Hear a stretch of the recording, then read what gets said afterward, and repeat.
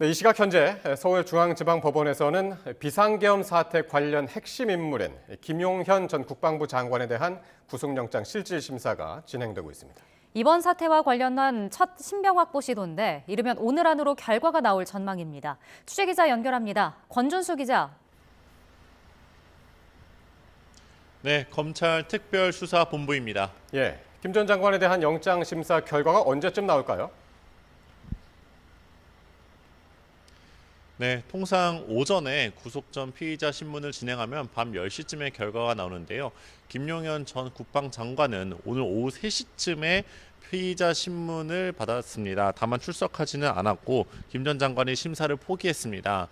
이에 따라 오히려 조금 더 빨리 결과가 나올 수 있다는 관측도 나오는데요. 김 전 장관의 변호인도 출석하지 않았지만 이 검찰 측의 주장이 있고 또 검찰이 자료를 제시한 만큼 법원 판단에 걸리는 시간이 좀 더 빨라질 수 있다는 겁니다.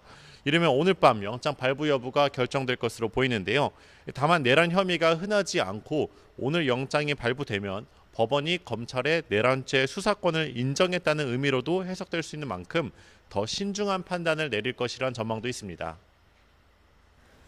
네, 이 검찰에 청구한 영장에 대해서 심사가 이어지고 있는데 이 공수처가 또 김 전 장관에 대한 사전 구속영장을 청구했다고요?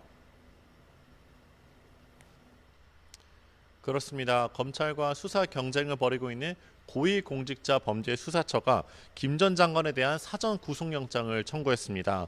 검찰의 내란 혐의 수사권이 없다는 이유로 법원이 영장을 기각할 것을 대비해서 사전 영장을 청구한 것으로 보이는데요. 김 전 장관과 참고인 조사 등 초동 수사 없이 이렇게 영장을 중복적으로 청구한 건 이례적이라는 평가가 나옵니다. 네, 그렇군요. 자, 이런 가운데 그럼 김 전 장관이 핵심 인물로 꼽히기 때문에 검찰이 신병을 확보하게 되면 수사에도 영향이 좀 크겠군요. 그럴 수밖에 없습니다. 검찰 수사에 더 탄력을 받을 것으로 보이는데요. 일단 검찰은 김 전 장관에 대한 신병 확보가 이뤄진다고 하면 조지호 경찰청장 등 공범 여부를 밝히는 데 집중할 것으로 보입니다. 검찰은 김 전 장관에 대해서 내란 중요 임무 종사 혐의를 적용했는데요. 이 형법에서는 내란죄에 대해서 처벌을 할 때 우두머리와 또 이렇게 중요한 임무에 종사한 자 등으로 구분해서 처벌하게 돼 있습니다. 김 전 장관이 우두머리가 아니라는 뜻으로 해석할 수 있는데 사실상 최종 결정권자인 윤석열 대통령을 내란 수괴로 검찰이 판단한 거라 볼 수 있습니다.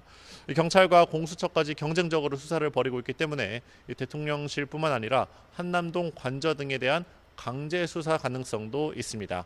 지금까지 검찰특별수사본부에서 YTN 권준수입니다.